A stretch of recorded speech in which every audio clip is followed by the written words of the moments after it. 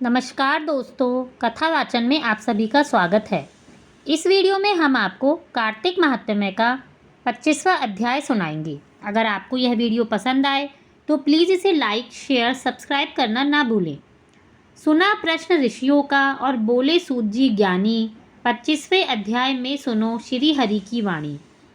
तीर्थ में दान और व्रत आदि सत्कर्म करने से मनुष्य के पाप नष्ट हो जाते हैं, परंतु तू तो प्रेत के शरीर में है, अतः उन कर्मों को करने की अधिकारिणी नहीं है। इसलिए मैंने जन्म से लेकर अब तक जो भी कार्तिक के व्रत किए हैं, उसके पुण्य में आधा भाग मैं तुझे देता हूँ।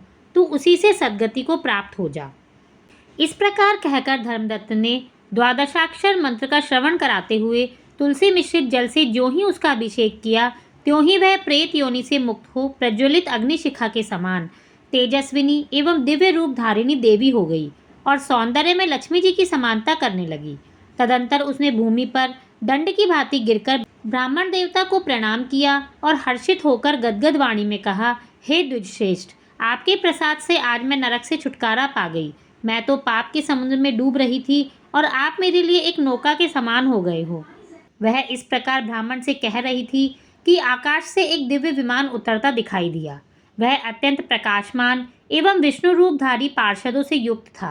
विमान के द्वार पर खड़े हुए पुण्यशील और सुशील ने उस देवी को उठाकर श्रेष्ठ विमान पर चढ़ा दिया। तब धर्मदत्त ने बड़े आश्चर्य के साथ उस विमान को देखा और विष्णु रूपधारी पार्षदों को देखकर साष्टांग प्रणाम किया।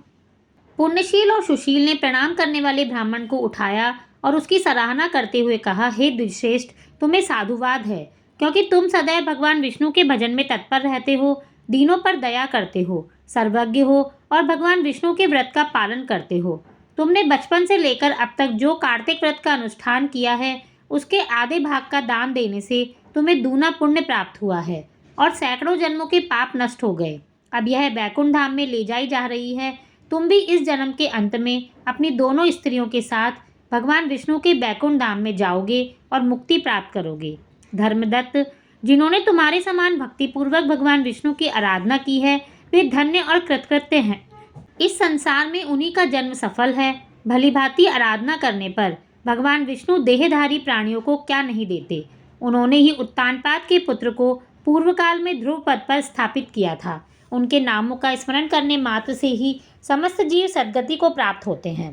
पूर्व काल में गाहग्रस्त गजराज उन्हीं के नामों का स्मरण करने से मुक्त हुआ था। तुमने जन्म से लेकर जो भगवान विष्णु को संतुष्ट करने वाले कार्तिक व्रत का अनुष्ठान किया है, उससे बढ़कर न यज्ञ है, न दान, न तीर्थ। हे विप्रवर, तुम धन्य हो, क्योंकि तुमने जगतगुरु भगवान विष्णु को प्रसन्न करने वाला कार्तिक व्रत किया है, जिसके आधे भाग के फल को पाकर यह स्त्री हमारे साथ भगवान लोक में जा रही है। इस तरह से कार्तिक महात्म्य का 25वां अध्याय समाप्त होता है। धन्यवाद।